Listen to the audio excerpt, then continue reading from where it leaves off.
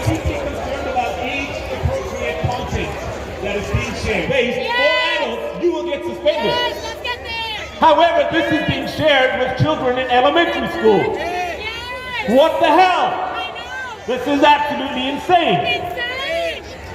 That is right. Now, we're not excluding people. We're not excluding people, right? We're not saying that some of this content at some point in time, that we should not have any discussions about this, that people should be excluded altogether. That's not what we're saying. We're saying that at the right time, in development, we should have that conversation with our children as parents. That's what we're talking about. And the last thing I'm going to say is that we are deeply concerned about the rapid dominance of drugs and surgery to help me and counsel me. What is causing these things? And I'm sure we could speculate. If we don't know what's causing these things, how do we have the solution? And how is the solution a permanent alteration to your body? It's unacceptable. And this is why we're here today. That is why we're here today. We are here to march for our children. That's why we're here. No, we're not against anyone. We're here to march for our children. We're here to march for our children's health, for our parental rights. That's why we're here. And the last thing I'm going to say is anyone who wishes to broadcast this talk,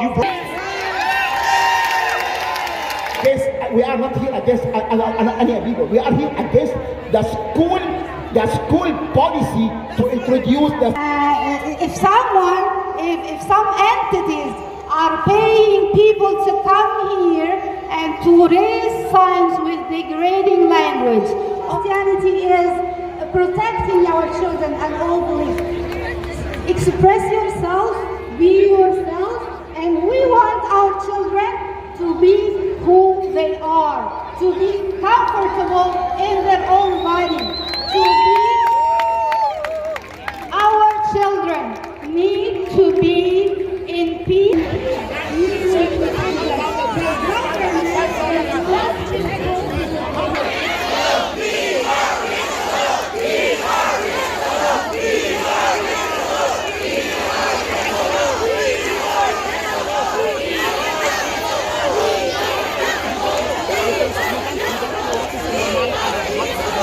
Represented in unity.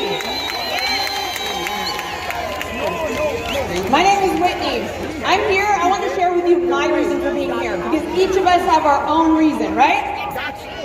So I want to talk about my situation in life where the school system and friends indoctrinated me. I had a situation when I was a preteen where I was in a situation where a grown man happened. So I had this perverted view of men because I thought they were bad and I thought they weren't good because of the because of the situations that you're in. But I wasn't born any other way than the way my Father in heaven made me. It might be different than yours, but it's the same that we need to protect our kids. We need to affirm their identity, that they're people. If there was one thing, the Christian organization for respecting the values that were originally aimed at this movement. We are not here to promote for any party. No, we're not. Please, if you are free to be a parent, to stand up for parent rights. You know, you don't have to be a Muslim to fight for Muslims. You don't have to be a Christian to fight for Christian children. The golden rule, which is to do unto others, or to be kind. It's been articulated by everyone from Muhammad to Jesus, and we live that way, and that's why we're here. Now, I just want to say one thing, because so many good things have been well said, so I'll be brief, which is all these agendas, and by that I mean the World Economic Forum and the World Health Organizations are the most destructive institutions in the world. Not mine. Number one, according to the WHO, children between 0 and 4 years old must learn about masturbation and develop an interest in their own bodies. The World Health Organization... So I congratulate you this morning. I celebrate you that you have a voice. You have been given the ability to respond. It's our promise to one another here today that we will not stop using our God-given voice to respond on behalf of our children, on behalf of our grandchildren. We are Canadians. We have the ability to respond. That is our responsibility. Thank you so much for coming today. And one more thing we're going to do, hold your cheer. We are going to speak the word peace over this gathering today. Are you ready? On the words on 3, 1. The protest will be getting extra marks for that purpose. This does not only cause the fact that they're targeting us. I mean, look around. We're peaceful. We're all standing here and talking our hearts out. On the left side, they're fighting. They're not showing the peace that we're showing. So I say that we don't direct any hate towards them, but make them understand that we're not against them. We're against them targeting our children, targeting our kids, targeting our future. So in three, I want to hear kids to the future. 1, 2, 3, kids to the future! Thank you. We have a guest. Good morning, everybody. Can you hear me? So some of you have gotten to know me as Dr. Killian from Owen Sound. So this morning I'm not speaking about my court case and the fact that I'm still fighting for freedom of speech.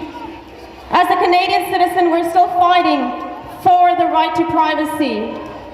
But this morning, and even the ones standing behind them, the hidden agenda and the indoctrination that is happening, the warning does not have to come from me.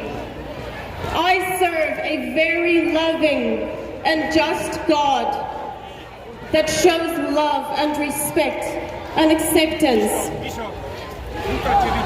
But my God, Yahweh Elohim, the God of Abraham, Isaac, and Jacob, is a jealous God when it comes to his property. And my children belongs to me and to him only.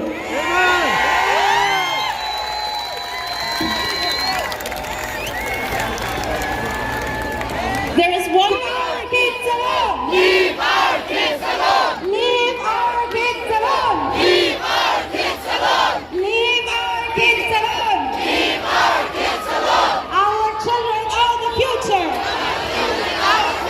Our children are the future! Our children are the future! Hands off our kids!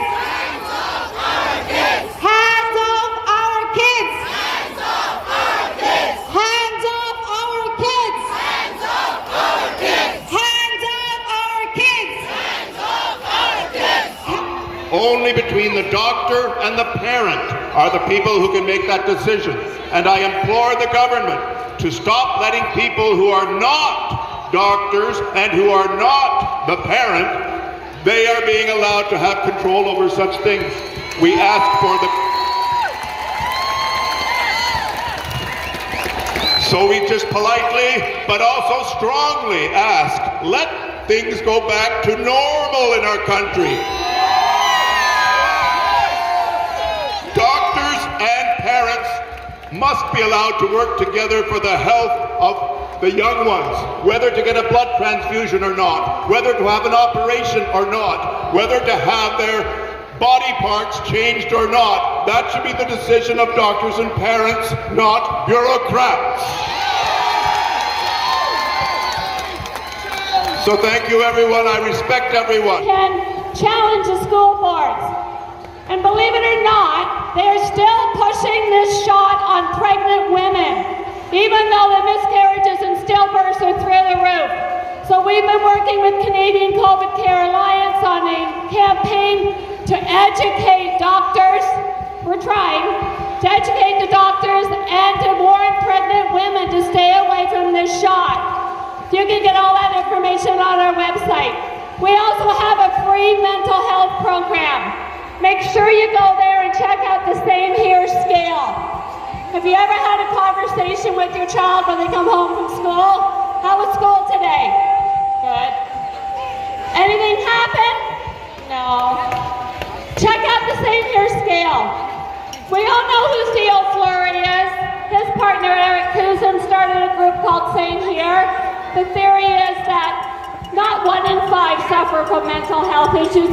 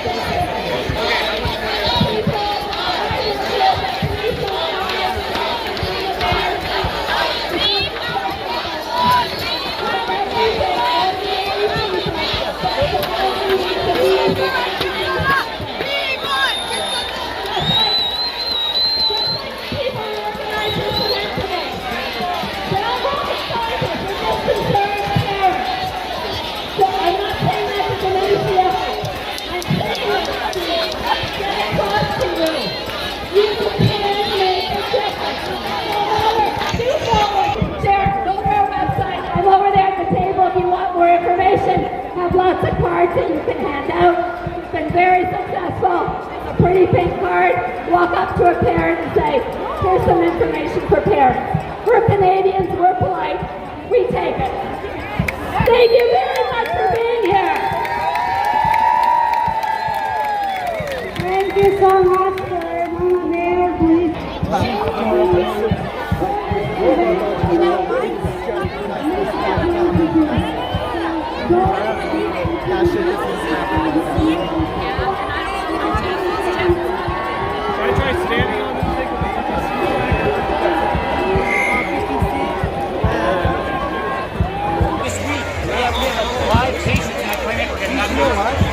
Stepping back there from Austria.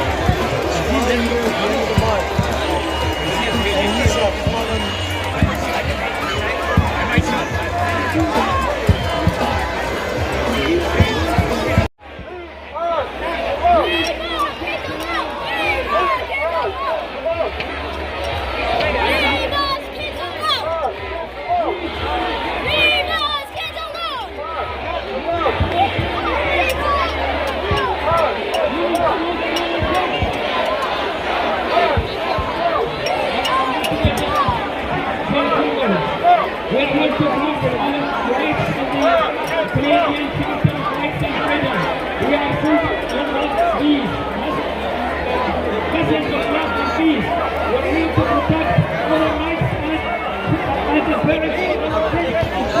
our rights as a parents.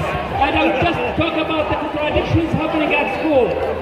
Schools ask us for field trip, for field trip permission or excursion permission. They ask us to have our permission for minor things, for media release form. We get our permission. But what about permanent life decision like this? We don't get to ask it about it. They don't ask about permission. This is clear contradiction. If we talk about alcohol consumption, children are not allowed to consume alcohol until the age of 18 or married until the age of Canada's largest parental organization.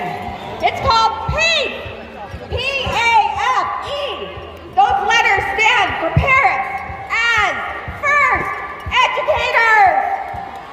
The name speaks for itself.